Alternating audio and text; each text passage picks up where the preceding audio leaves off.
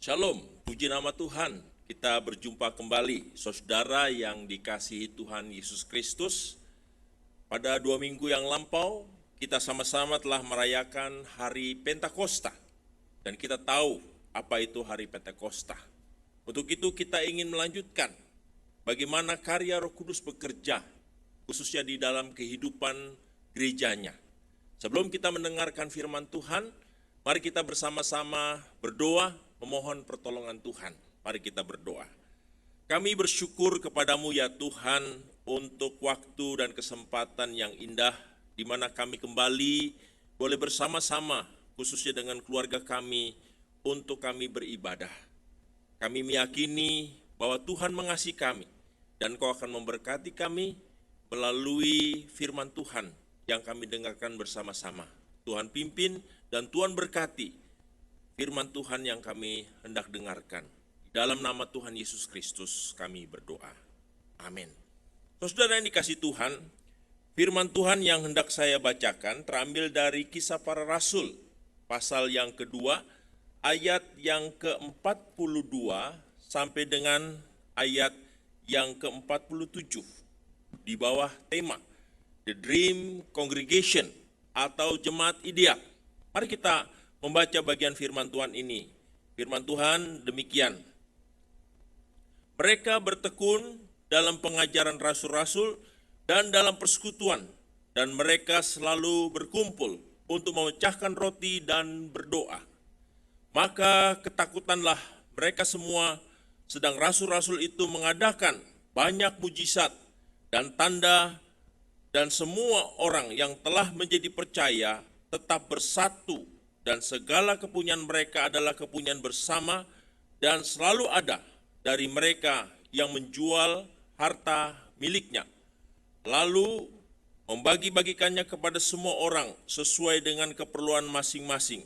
Dengan bertekun dan dengan sehati mereka berkumpul, memecahkan roti di rumah masing-masing secara bergilir, dan makan bersama dengan gembira dan dengan tulus hati, sambil memuji Allah, dan mereka disukai semua orang, dan tiap-tiap hari Tuhan menambahkan jumlah mereka dengan orang yang diselamatkan. Puji nama Tuhan. Saudara yang dikasihi Tuhan Yesus Kristus, di dalam kehidupan orang percaya, kita diibaratkan, digambarkan seperti salib Kristus, di mana kalau kita melihat salib Kristus, ada dua bagian. Bagian yang pertama yaitu bagian yang tegak lurus atau yang vertikal. Dan bagian yang kedua adalah bagian yang mendatar atau horizontal.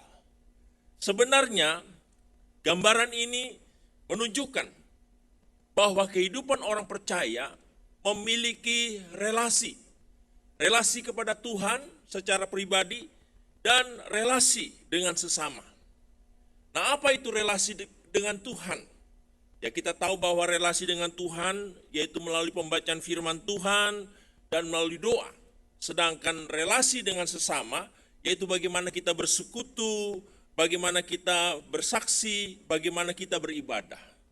Saudara yang dikasihi Tuhan Yesus Kristus, di dalam bacaan kita yang telah kita baca dari Kisah Para Rasul 2 ayat 42 sampai dengan 47, nampak jelas bahwa jemaat mula-mula mereka telah menghidupi bagaimana mereka memiliki gaya hidup di dalam kehidupan bergereja mereka. Dan mereka seperti salib Kristus, bagaimana mereka membangun relasi secara vertikal dan horizontal. Nah, saudara dikasih Tuhan, kita melihat apa yang dilakukan oleh mereka pada saat ini sepertinya sangat sulit sekali untuk kita lakukan. Apalagi saat ini sedang ramai dengan istilah new normal atau tatanan kehidupan yang baru, sehingga pola-pola pelayanan gereja yang biasa kita lakukan dirubah sejak terjadinya epidemik COVID-19. Tatanan berubah, Dulu orang tidak bermasalah pergi ke gereja, bebas tidak menggunakan masker. Sekarang harus menggunakan masker. Dulu orang bebas duduk di mana saja, sekarang harus diatur. Dulu orang bebas untuk melakukan pergi kemana saja tanpa mereka khawatir. Sekarang ada zona merah, ada zona hijau, ada zona kuning, ada zona hitam. Semuanya berubah. Itulah new normal. Tetapi saudara yang dikasih Tuhan, kebenaran firman Tuhan mengajarkan kepada kita bahwa prinsip-prinsip kehidupan bergereja tidak akan pernah berubah. Karena firman Tuhan itu tidak pernah berubah, baik dulu, sekarang, dan selama-lamanya. Mari kita melihat apa yang dilakukan oleh gereja Tuhan ketika mereka memulai di dalam kehidupan bergereja mereka. Kita sama-sama tahu bahwa jemaat gereja mula-mula itu terbentuk oleh karena salah satunya hasil dari pelayanan Petrus. Kalau kita membaca di dalam Kisah Para Rasul 2 ayat yang ke-14 sampai 41 dijelaskan saudara bahwa ketika Petrus berkhotbah maka dikatakan ada kurang lebih 3.000 orang bertobat. Saya bacakan. Di Kisah Rasul 2 ayat 41 dikatakan orang-orang yang menerimanya perkataannya itu.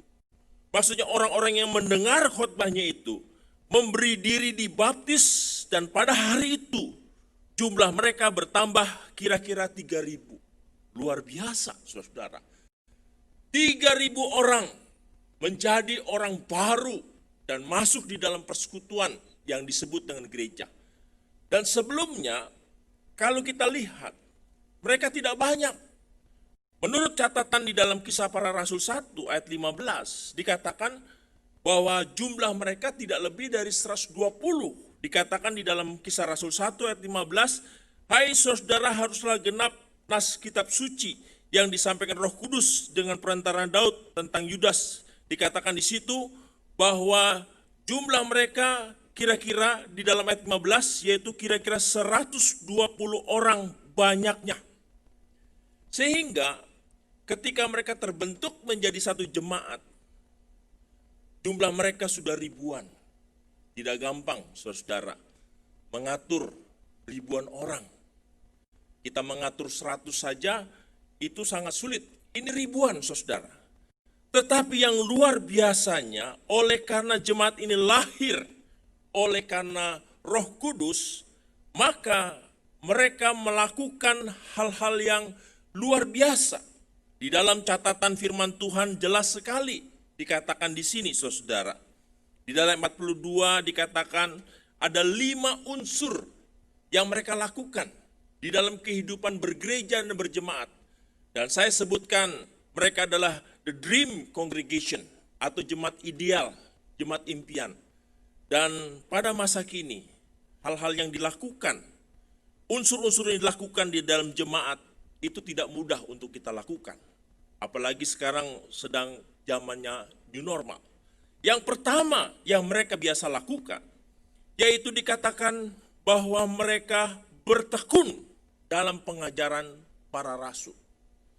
Artinya bertekun di sini menggunakan kata kerja. Ada satu inisiatif, ada satu upaya untuk mereka mau sungguh-sungguh belajar, saudara.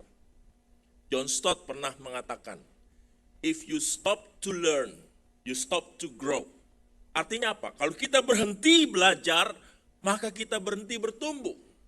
Dan kita melihat betapa mereka begitu haus dan lapar akan firman Tuhan, sehingga mereka belajar firman Tuhan di dalam kehidupan bergereja. Dikatakan mereka bertekun dalam pengajaran rasul-rasul. Yang kedua, mereka tidak hanya bertekun di dalam pengajaran para rasul, tetapi dikatakan juga mereka bertekun di dalam persekutuan. Jadi persekutuan bagi mereka itu bukan satu beban. Persekutuan bagi mereka itu bukan satu hal yang membuat mereka merasa memiliki kewajiban. Tetapi persekutuan bagi mereka adalah sesuatu gaya hidup, Sehingga tanpa persekutuan mereka merasa ada hal yang kurang. Mereka senang bersekutu, artinya mereka senang bersama-sama untuk mereka melakukan pelayanan, untuk mereka melakukan aktivitas. Dan itu menjadi ciri khas di dalam jemaat yang mula-mula. Ada koinonia, ada persekutuan. Kita ingat di dalam Mazmur 133, bagaimana si pemazmur menggambarkan bahwa persekutuan yang terdiri dari orang-orang yang berkumpul dikatakan seperti janggut Harun, seperti gunung Hermon. Persekutuan yang indah, saudara, terjadi dan itu dialami oleh jemaat mula-mula. Dan yang ketiga, yaitu dikatakan bahwa mereka tidak hanya belajar bertekun dalam firman Tuhan, mereka tidak hanya belajar bertekun dalam persekutuan, tetapi juga dikatakan mereka tekun berdoa. Saudara yang dikasihi Tuhan, luar biasa bahwa doa menjadi bagian integral di dalam kehidupan mereka, sehingga mereka tidak bisa meninggalkan kebiasaan berdoa, dan doa menjadi satu kebutuhan seperti orang bernafas. Demikian kira-kira yang terjadi dalam kehidupan jemaat mula-mula, bahwa mereka tidak mungkin dapat melakukan pelayanan, mereka tidak mungkin dapat melakukan segala aktivitas gereja tanpa doa, sehingga doa menjadi bagian yang terpenting dalam kehidupan mereka. Satu kali seorang hamba Tuhan yang sangat terkenal di Inggris yang bernama D.L. Moody, dia memiliki gereja yang sangat besar. Dan orang begitu sangat tertarik oleh karena melihat gerejanya itu sangat maju dan dinamis. Sehingga banyak gereja-gereja yang ada di sekitarnya atau di luar negeri ingin studi banding. Satu ketika datanglah rombongan mengunjungi gereja ini yang digembalakan oleh D.L. Moody. Dan D.L. Moody membawa rombongan yang studi banding untuk melihat gedung gerejanya, melihat semua fasilitasnya, dan tibalah saatnya D.L. Moody membawa rombongan ke satu tempat di bawah gereja. Dan ketika orang melihat ada begitu banyak orang berkumpul, mereka tidak saling bercakap-cakap, mereka tidak saling ngobrol, tapi mereka terlihat begitu kusuk berdoa, dan itu dilihat oleh rombongan. Dan mereka bertanya, apa yang dilakukan oleh mereka? D.L. Moody dengan menjawab santai mengatakan bahwa mereka adalah dapur gereja. Mereka dikatakan dapur gereja, dapur pemanas gereja. Oleh karena apa? Oleh karena tanpa doa-doa yang dipanjatkan oleh mereka, gereja yang digembalakan oleh D.L. Moody bisa maju, bisa berkembang, bisa maju, bisa mengalami hal-hal yang luar biasa oleh karena doa-doa orang-orang yang setia yang mendoakan gereja. Oleh sebab itu, D.L. Moody mengatakan itu dapur pemanas gereja. Dan inilah yang terjadi di jemaat mula-mula, bahwa doa memegang peranan yang sangat sentral dan penting. Yang keempat, saudara yang dikasihi Tuhan, unsur yang keempat, yaitu sangat jelas dikatakan bahwa mereka di sini dikatakan sehati. Dengan kata lain, mereka begitu unity, memiliki kesatuan. Bahwa tidak hanya bersekutu, tetapi hati, jiwa, dan roh mereka bersatu, unity. Ini yang sangat jarang sekali dimiliki oleh banyak gereja. Ada kecenderungan gereja mudah terpecah. Ada kecenderungan gereja mudah untuk saling menjatuhkan satu dengan yang lain. Gereja bukan menjadi satu tempat di mana orang merasa nyaman, orang merasa begitu damai, tetapi gereja menjadi ajang di mana orang saling menjatuhkan, saling membicarakan, Di mana unity-nya? Tetapi jemaat mula-mula dikatakan di sini bahwa mereka sehati. Artinya mereka unity, saudara. Bukankah Tuhan Yesus dalam Yohanes 17 berdoa? Dan doa Tuhan Yesus tidak minta supaya murid-muridnya terampil untuk bisa membawa jiwa-jiwa supaya gereja semakin besar, tidak. Tetapi doa Tuhan Yesus diulang berkali-kali dalam Yohanes 17 supaya mereka satu, supaya mereka satu, supaya mereka satu. Unity penting, saudara, dalam kehidupan bergereja. Tanpa unity, gereja tidak bisa memiliki kesaksian. Karena orang melihat apa yang mereka saksikan. Bukan mereka melihat hal-hal yang di luar. Bagaimana kehidupan mereka begitu sangat baik satu dengan yang lain. Jadi ada unity, saudara. Unity ini penting dalam kehidupan gereja. Dan itu terjadi di dalam kehidupan jemaat yang mula-mula. Ada unity. Saudara, yang kelima, unsur yang kelima yang mereka lakukan dalam kehidupan bergereja mereka, yaitu bagaimana dikatakan di dalam bagian akhir, sambil memuji Allah dan mereka dan disukai semua orang, dan tiap hari Tuhan menambahkan jumlah mereka dengan orang yang diselamatkan. Unsur yang kelima, yaitu bagaimana mereka begitu bersemangat sekali. Bersemangat untuk bersaksi, bersemangat untuk melakukan PI dan misi. Itu menjadi sesuatu yang mendorong mereka untuk mereka menyaksikan kasih Tuhan kepada dunia. Jadi apa yang mereka lakukan tidak hanya secara internal, tetapi juga secara eksternal. Bagaimana mereka menjadi saksi bagi dunia yang gelap. Itulah panggilan gereja bagi kehidupan pada masa kini. Apalagi saudara, pada saat ini, di mana kita saat ini masih mengalami masa-masa di mana kita mengalami kehidupan yang new normal. Banyak orang yang takut, banyak orang yang khawatir, banyak orang yang membutuhkan penghiburan.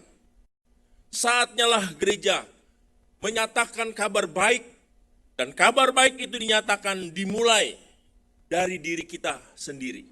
Ketika orang melihat dan menyaksikan bagaimana kehidupan gereja menjadi teladan dan terang, maka orang akan tertarik seperti jemaat di mula-mula yang kita lihat.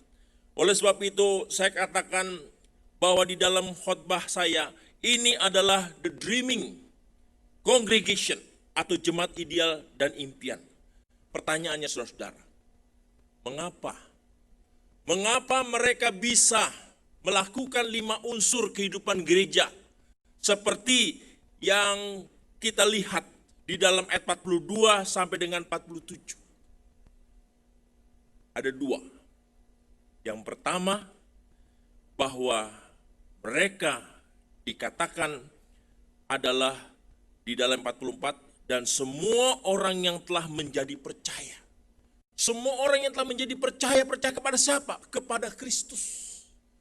Mereka disatukan oleh karena Kristus. Mereka tidak kenal satu dengan yang lain. Mereka berbeda latar belakang. Mereka berbeda dengan segala macam karakter watak. Tetapi mereka tahu, mereka punya juru selamat yang sama, yang mereka sembah, yang mereka percaya, yaitu di dalam dan melalui Yesus Kristus. Dan ayat 44 menegaskan bahwa mereka bersatu, mereka bersatu, tidak hanya percaya, tetapi mereka bersatu. Jadi 2 hal ini, saudara, kuncinya supaya kita bisa menjadi jemaat yang ideal, the dream congregation. Yang pertama, kita menyadari bahwa kita adalah orang percaya yang sudah ditebus oleh darah yang mahal, dan kita memiliki Yesus Kristus sebagai kepala gereja, dan kita adalah tubuhnya. Sedangkan yang kedua, yaitu kita meyakini, dikatakan di sini bahwa kita adalah satu, mereka sehati, sepikir. Dua unsur inilah yang memungkinkan mereka dapat melakukan hal-hal yang disebutkan di dalam ayat 42 sampai dengan 47. Nah, saudara yang dikasihi Tuhan Yesus Kristus, untuk mengakhiri firman Tuhan ini, rasanya tidak akan lengkap kalau saya mengatakan bahwa jemaat mula-mula adalah jemaat the dreaming congregation, atau jemaat impian, atau jemaat ideal. Karena bukti-bukti menyatakan kalau di dalam Kisah Rasul 1 ayat yang ke-14 dikatakan bahwa mereka tadinya jumlahnya 110, lalu dalam ayat Kisah Rasul 2 ayat 42 dikatakan bahwa mereka menjadi jumlahnya 3.000 lebih, maka mereka mengalami kehidupan yang dinamis. Ada dua dampak yang sangat nyata dalam kehidupan gereja yang mula-mula. Yang pertama yaitu dampak secara kualitas. Bagaimana saudara-saudara bahwa jemaat dikatakan di sini mereka bertumbuh di dalam pengajaran rasul-rasul, artinya pemahaman Alkitab mereka begitu sangat kuat. Saudara, gereja boleh memiliki sarana, prasarana, AC yang bagus, gedung yang bagus, fasilitas yang bagus, alat musik yang bagus, sound system yang bagus. Tetapi saya mau katakan, tanpa pengajaran yang kuat, gereja tidak akan memiliki landasan yang kuat. Jadi yang pertama adalah firman Tuhan. Bagaimana firman Tuhan itu menjadi hal yang paling utama di dalam kehidupan bergereja. Untuk itu mereka bertekun dalam pengajaran para rasul. Yang kedua, bahwa mereka mengalami dinamika, yaitu pertumbuhan secara rohani. Oleh karena apa? Oleh karena mereka bersekutu. Bersekutu tidak hanya kepada Tuhan, tetapi kepada sesama. Mereka mengalami dinamika, pertumbuhan secara rohani. Bahwa mereka memiliki kehidupan rohani yang sangat baik, terpelihara oleh karena persekutuan.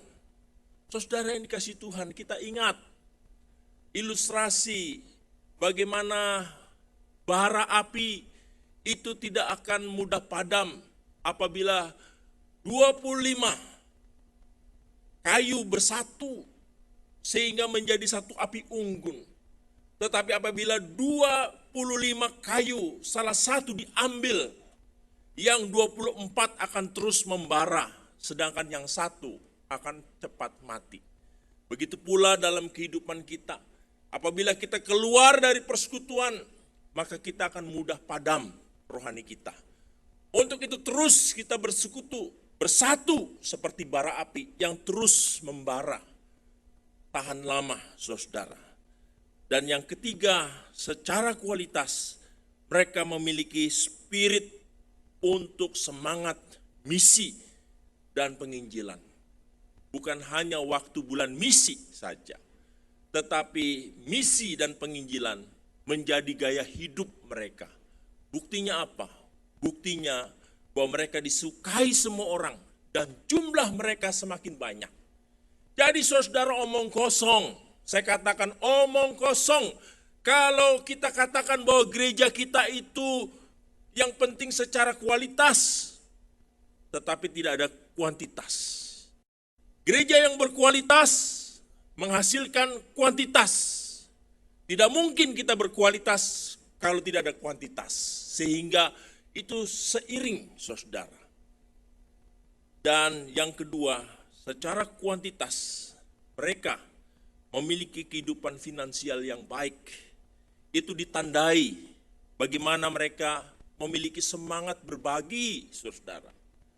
Apa yang menjadi kepunyaan mereka menjadi milik bersama, dan mereka gemar sekali untuk membagi.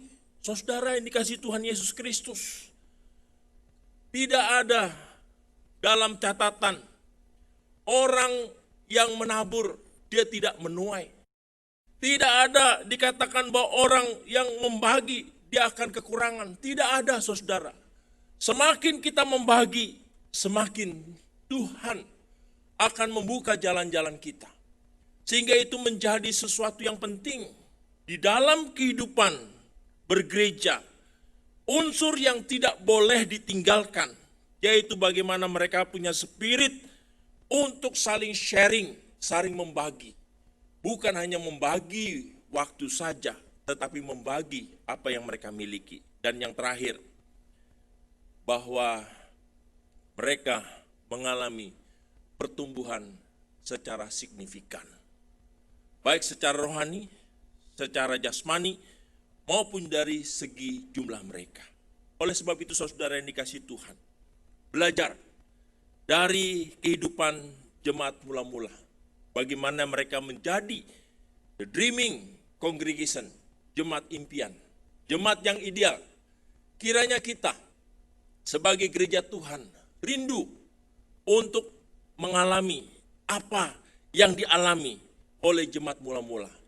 Karena firman Tuhan ini bukan untuk masa lalu saja, tetapi firman Tuhan ini berlaku hari ini, besok, dan selamanya. Untuk itu saudara, mari kita berdoa. Kita menundukkan kepala kita, kita memohon belas kasihan Tuhan. Gereja kita sudah memasuki usia ke-45 tahun. Dan kita berdoa supaya gereja GSJA CWS Gedung Kenanga menjadi the dream congregation. Jemaat ideal, jemaat impian. Kiranya Tuhan memberkati kita. Mari kita tundukkan kepala dan kita berdoa kepada Tuhan. Mari kita berdoa. Tuhan Yesus, kami berterima kasih untuk kebenaran firman-Mu yang mengajarkan kami bagaimana kami menjadi gereja yang ideal, menjadi gereja impian, the dreaming congregation. Sesungguhnya firman Tuhan jelas sekali memaparkan kehidupan gereja mula-mula, dan itu bukan hanya sejarah. Itu bukan hanya masa lalu, tetapi pada kondisi saat ini pun kami bisa mewujudkan menjadi gereja yang ideal, menjadi gereja yang impian. Kalau kami melakukan kelima unsur yang dilakukan oleh jemaat mula-mula. Belajar firman Tuhan, tekun bersekutu, tekun berdoa, unity, dan bersaksi. Tuhan tolong supaya Engkau kiranya memberkati gerejamu, GSJA CWS Gedung Kenanga, supaya kami tidak terjebak dalam kehidupan bergereja yang stagnan, tetapi kami mau belajar dari kehidupan gereja mula-mula, bagaimana Tuhan memakai gereja mula-mula menjadi alat Tuhan yang luar biasa. Untuk itu kami percaya Engkau mengasihi gerejamu. Sudah 45 tahun gereja ini ada, dan Tuhan terus ada dan berdiri di atasnya. Dan kami percaya Engkau akan terus memberkati gerejamu di tempat ini. Dan pada kesempatan saat ini kami juga mau berdoa, khususnya ya Tuhan, untuk kehidupan yang saat ini sedang terjadi. Kami saat ini masih mengalami masalah yang berkaitan dengan epidemik COVID-19 yang terus menjadi hal yang sangat penting dalam kehidupan pada masa kini, di mana di dalam kondisi saat ini ekonomi menjadi lesu, banyak orang yang di PHK, banyak orang yang sakit, banyak orang yang mengalami masalah. Kami berdoa ya Tuhan, bahwa tangan-Mu terulur dan Tuhan menolong setiap orang-orang yang mengalami kesusahan di seluruh Indonesia ini, di 34 provinsi, supaya kiranya wabah ini, epidemik ini boleh dapat segera berlalu. Dan kami percaya bahwa Tuhan akan menolong bangsa negara kami melalui pemimpin-pemimpin yang Tuhan percayakan. Kiranya Tuhan menolong supaya mereka diberi kebijaksanaan untuk memberikan kebijakan-kebijakan yang tepat sehingga mendatangkan kemaslahatan bagi kehidupan bermasyarakat. Terima kasih Tuhan Yesus. Kami berdoa menyerahkan juga untuk gerejamu, khususnya jemaat-jemaat Tuhan yang tidak dapat menghindar dari problema yang sedang dihadapi. Kiranya Tuhan menolong di dalam kehidupan mereka, keluarga lepas keluarga, pribadi lepas pribadi, supaya tidak ada satupun di antara kami yang tidak disertai dan ditolong oleh Tuhan. Terima kasih Tuhan Yesus Kristus. Kalau kami terus tetap ada di dalam persekutuan dan kami terus menaruh harap kepada Tuhan, karena tidak ada yang dapat kami andalkan, karena tidak ada yang dapat kami bisa minta tolong selain kepada pemilik kehidupan ini, yaitu Tuhan yang menciptakan langit dan bumi. Untuk itu biarlah Engkau memberkati seluruh jemaat-Mu. Apapun kondisi mereka saat ini, biarlah Tuhan melawat mereka satu persatu. Terima kasih Tuhan Yesus. Dan pada akhirnya, sekali lagi, kami mau berdoa untuk gereja-gereja Tuhan, yang pada saat ini, mereka juga sedang bergumul dengan kondisi yang ada. Tuhan pelihara gereja-gereja Tuhan, dimanapun mereka berada, baik di dalam negeri maupun di luar negeri, supaya tetap Tuhan memakai gereja Tuhan menjadi alat Tuhan, menjadi kesaksian bagi Tuhan, sehingga dunia ini tahu bahwa Yesus Kristus adalah Tuhan. Terima kasih Tuhan, inilah doa dan permohonan kami kepadamu, yang kami panjatkan, yang kami minta hanya di dalam nama satu nama, yaitu di dalam nama Tuhan Yesus Kristus. Terpujilah Engkau Bapa, dalam nama Tuhan Yesus kami berdoa. Amin.